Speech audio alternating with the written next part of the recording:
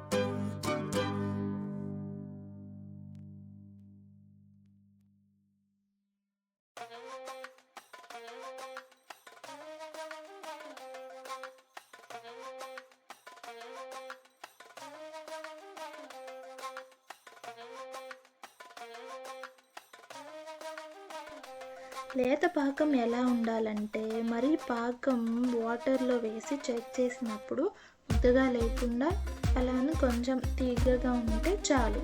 లడ్డు చేయాలంటే పాకం అనేది చాలా చాలా ఇంపార్టెంట్ కదా. సో కొంచెం కేర్ఫుల్గా పాకం తయారు చేస్తే లడ్డు చాలా టేస్టీగా వస్తుంది, ఇంకా ఎక్కువ డేస్ కూడా ఉంటుంది. పాకం కోసం షుగర్ని వాటర్లో వేశాక ఇలా తెడ్డుతో అప్పుడప్పుడు కలుపుకుంటూ ఉండాలి. అలాగే ప్లేట్లో వాటర్ని తీసుకొని అందులో పాకం అయిందో లేదో చెక్ చేస్తూ ఉండాలి, ఎందుకంటే ముదురు పాకం అయిపోతే లడ్డు చేయలేము. ఫైనల్గా వీడియోలో చూపించినట్టు పాకం తయారైతే తీసుకొని పక్కన పెట్టుకోండి.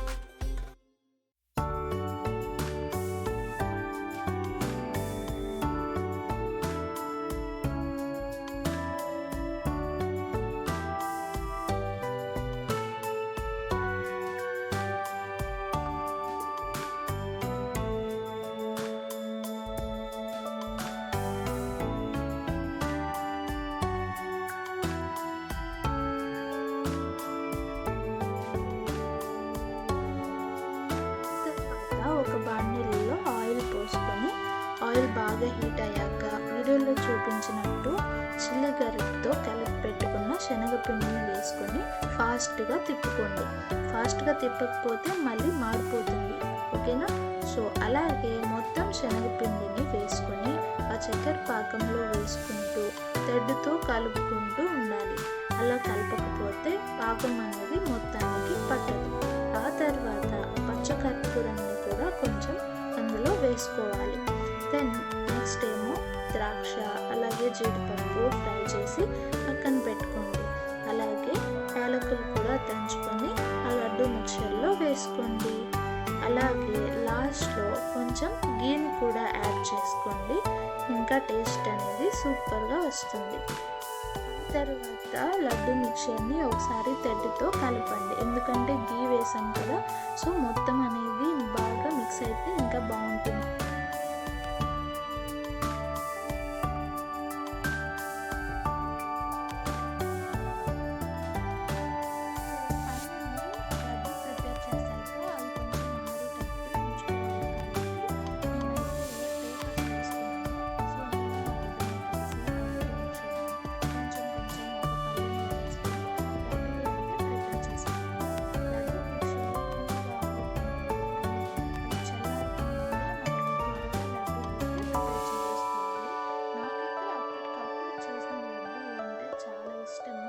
సో ఫైనల్గా లడ్డు అయితే చేసేసాను.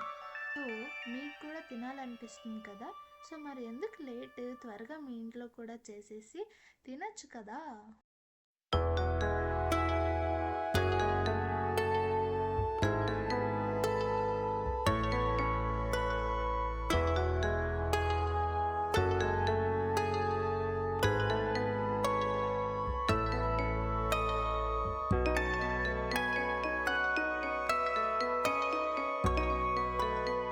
If you like my video, please like, share and subscribe my YouTube channel. And thank you for watching this video, and please stay tuned for the next video. Thank you. Bye bye.